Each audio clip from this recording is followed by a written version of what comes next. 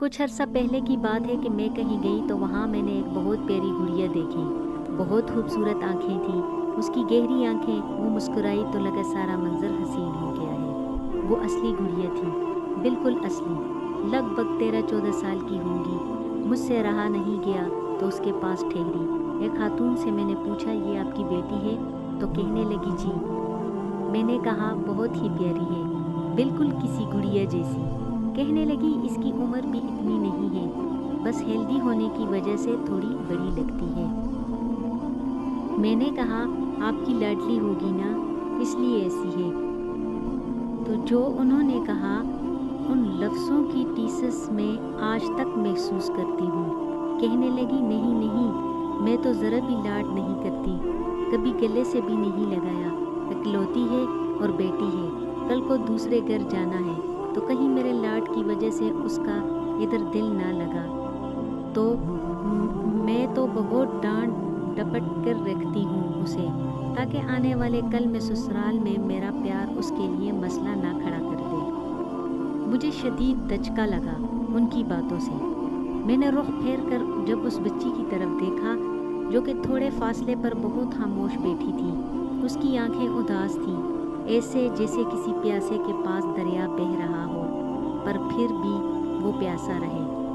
وہ سر جھکائے جانے کن سوچوں میں گم بیٹھی تھی۔ اسے دیکھ کر یوں محسوس ہوا جیسے وہاں میں ہی بیٹھی ہوں۔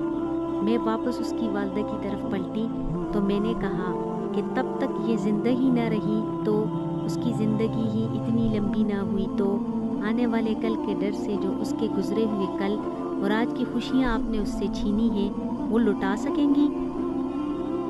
بڑے فخر سے کہہ دیا آپ نے کہ میں تو اسے گلے سے بھی نہیں لگاتی۔ اس کے اندر کتنی تکلیف اور تنہائی پل رہی ہے، اس کا ازالہ کر سکیں گی؟ سسرال والے تو کبھی بھی ماں باپ جتنا پیار دے سکتے ہی نہیں، آپ سے بھی پیار نہ ملا۔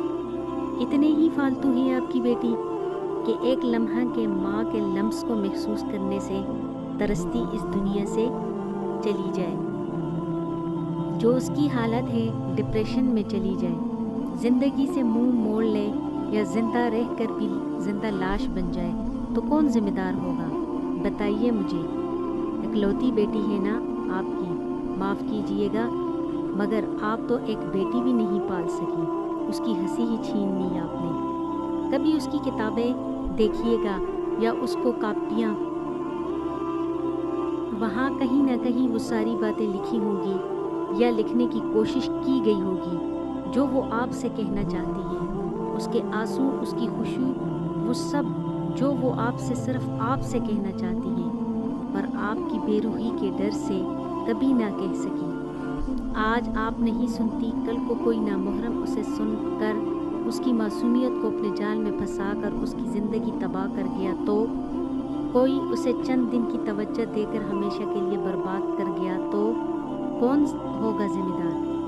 یہ جس کی اپنی ماں بھی گلے سے نہیں لگاتی اسے۔ ان خاتون کو جانے میری باتیں کیسی لگیں، مگر اس سے پہلے کہ میں مزید کچھ کہتی وہ بھاگ کر گئی اور اس گڑیا کو گلے لگا لیا۔ اس لمحے جو اس بچی کے چہرے کی خوشی، جو سکون تھا وہ میں بیان نہیں کر سکتی کہ اس کی آنکھیں نم ہو گئی تھیں۔ اس کی ماں نے کچھ لمحوں بعد اسے خود سے الگ کرنا چاہا پر وہ نہیں ہوئی۔ وہ ان کے ساتھ یوں چپک گئی تھی جیسے کبھی الگ نہیں ہوگی۔ اپنی ماں کے چہرے کے ہر حصے کو، اس کے ہاتھوں کو اس نے بوسہ دیا۔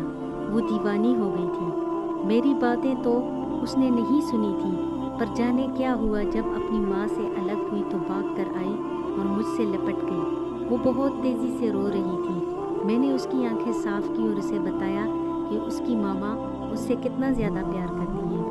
وہ اسے خوش تھی، ایسے خوش تھی جیسے اسے کوئی خزانہ مل گیا ہے۔ اس سب نے مجھے بھی رلایا کہ ایک سکون ضرور محسوس ہوا تھا، کسی کو اس کی اصلی محبت مل جانے کا سکون۔ اس کی ماں نے بہت پیار سے اس کا ہاتھ تھاما اور مجھے الوداع کہتے اور اپنے گھر کی طرف چل پڑی۔